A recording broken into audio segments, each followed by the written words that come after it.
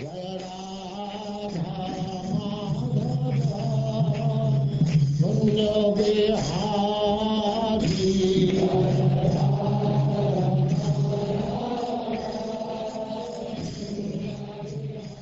now Chapter 2, the activities of Maharaj Agnidra.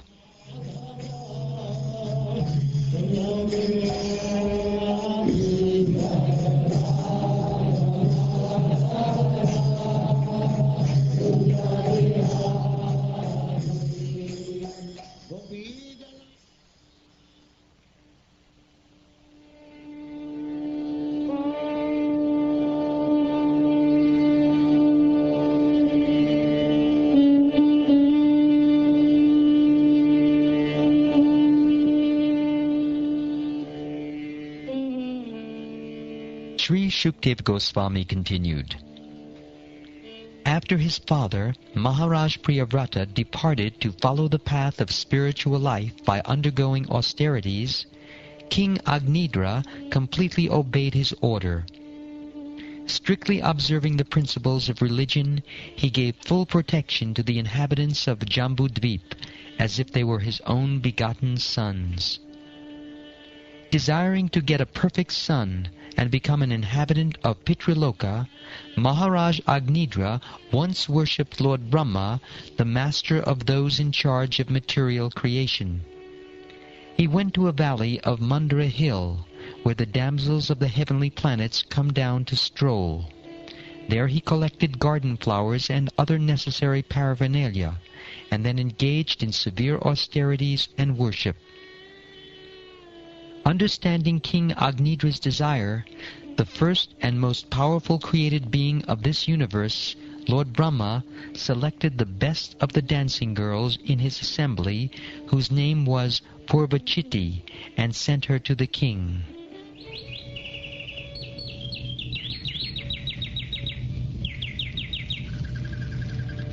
The Apsaras sent by Lord Brahma began strolling in a beautiful park near the place where the king was meditating and worshipping. The park was beautiful because of its dense green foliage and golden creepers. There were pairs of varied birds, such as peacocks, and in a lake there were ducks and swans, all vibrating very sweet sounds. Thus the park was magnificently beautiful because of the foliage, the clear water, the lotus flowers, and the sweet singing of various kinds of birds. As Purvachiti passed by on the road in a very beautiful style and mood of her own, the pleasing ornaments on her ankles tinkled with her every step. Although Prince Agnidra was controlling his senses, practicing yoga with half-open eyes, he could see her with his lotus-like eyes, and when he heard the sweet tinkling of her bangles, he opened his eyes slightly more, and could see that she was just nearby. Like a honeybee, the Apsara smelled the beautiful and attractive flowers. She could attract the minds and vision of both humans and demigods by her playful movements, her shyness and humility, her glances, the very pleasing sounds that poured from her mouth as she spoke, and the motion of her limbs. By all these qualities she opened for Cupid, who bears an arrow of flowers, a path of oral reception into the minds of men. When she spoke, nectar seemed to flow from her mouth. As she breathed, the bees, mad for the taste of her breath, tried to hover about her beautiful lotus-like eyes. Disturbed by the bees, she tried to move hastily, but as she raised her feet to walk quickly, her hair, the belt on her hips, and her breasts, which were like water jugs, also moved in a way that made her extremely beautiful and attractive. Indeed, she seemed to be making a path for the entrance of Cupid, who is most powerful. Therefore the prince, completely subdued by seeing her, spoke to her as follows. The prince mistakenly addressed the Apsara, thinking her to be a male sage. "O best of saintly persons, who are you? Why are you on this hill? And what do you want to do? Are you one of the illusory potencies of the Supreme Personality of Godhead? You seem to be carrying 2 bows without strings. What is the reason you carry these bows? Is it for some purpose of your own, or for the sake of a friend? Perhaps you carry them to kill the mad animals in this forest. Then Agnidra observed the glancing eyes of Purvachiti and said, "My dear friend, you have 2 very powerful arrows, namely your glancing eyes.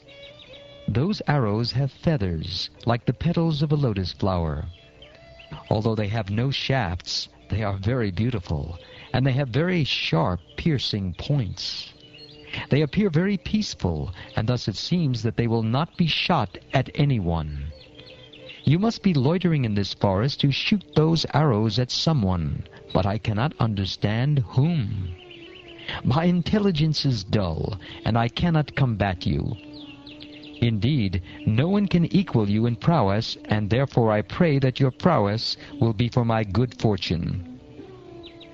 My dear Lord, the bumblebees surrounding your body are like disciples surrounding your worshipable self. They are incessantly chanting the mantras of the Samveda and the Upanishads, thus offering prayers to you. Just as great sages resort to the branches of Vedic literatures, the bumblebees are enjoying the showers of flowers falling from your hair. O Brahman, I can simply hear the tinkling of your ankle bells. Within those bells, tittery birds seem to be chirping among themselves. Although I do not see their forms, I can hear how they are chirping. When I look at your beautiful circular hips, I see they are the lovely color of kadamba flowers, and your waist is encircled by a belt of burning cinders. Indeed, you seem to have forgotten to dress yourself. My dear Brahman, your waist is very thin, yet with great difficulty you are carefully carrying 2 horns, to which my eyes have become attracted. What is filling those 2 beautiful horns? You seem to have spread fragrant red powder upon them, powder that is like the rising morning sun. O most fortunate one, I beg to inquire where you have gotten this fragrant powder that is perfuming my ashram, my place of residence. O best friend, will you kindly show me the place where you reside? I cannot imagine how the residents of that place have gotten such wonderful bodily features as your raised breasts, which agitate the mind and eyes of a person like me who sees them. Judging by the sweet speech and kind smiles of those residents, I think that their mouths must contain nectar. My dear friend, what do you eat to maintain your body? Because you are chewing betel, a pleasing scent is emanating from your mouth. This proves that you always eat the remnants of food offered to Vishnu. Indeed, you must also be an expansion of Lord Vishnu's body. Your face is as beautiful as a pleasing lake. Your jeweled earrings resemble 2 brilliant sharks with unblinking eyes, like those of Vishnu, and your own eyes resemble 2 restless fish. Simultaneously, therefore, 2 sharks and 2 restless fish are swimming in the lake of your face. Besides them, the white rows of your teeth seem like rows of very beautiful swans in the water, and your scattered hair resembles swarms of bumblebees following the beauty of your face. My mind is already restless, and by playing with the ball, moving it all about with your lotus-like palm, you are also agitating my eyes. Your curling black hair is now scattered, but you are not attentive to arranging it. Are you not going to arrange it?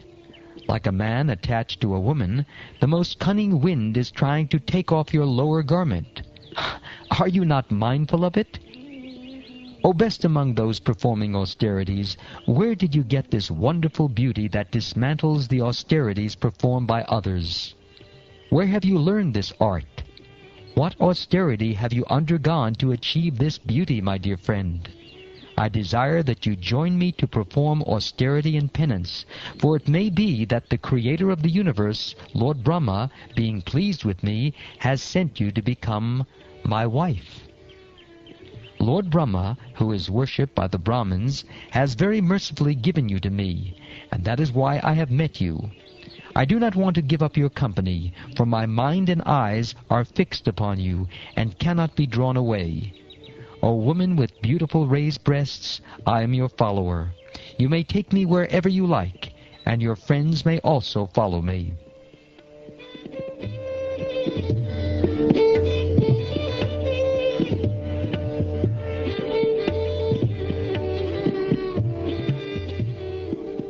Maharaj Agnidra, whose intelligence was like that of a demigod, knew the art of flattering women to win them to his side. He therefore pleased that celestial girl with his lusty words and gained her favor.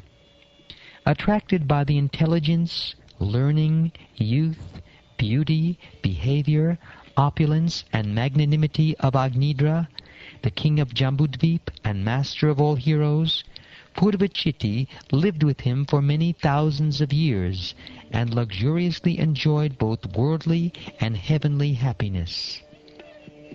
In the womb of Purvachiti, Maharaj Agnidra, the best of kings, begot 9 sons, named Nabi, Kimpurusha, Harivarsha, Elarvita, Ramyaka, Hiranmaya, Kuru, Bhadrashva, and Ketumala.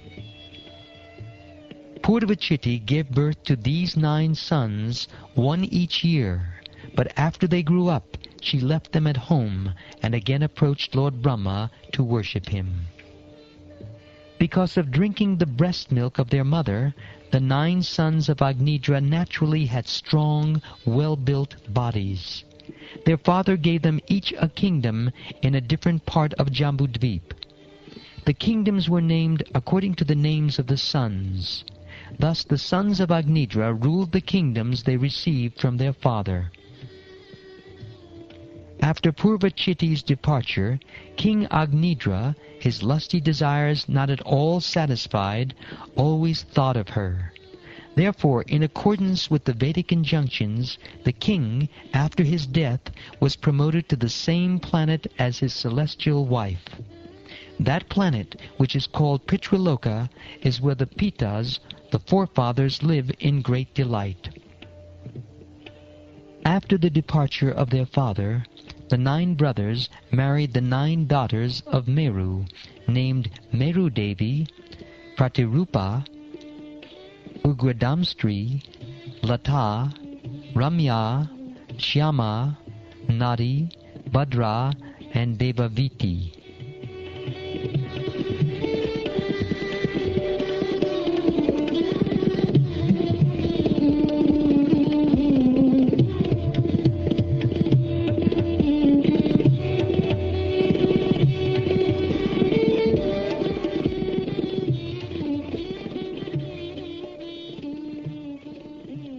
Thus ends the 2nd chapter of the 5th canto of the Srimad Bhagavatam, entitled The Activities of Maharaj Agnidra.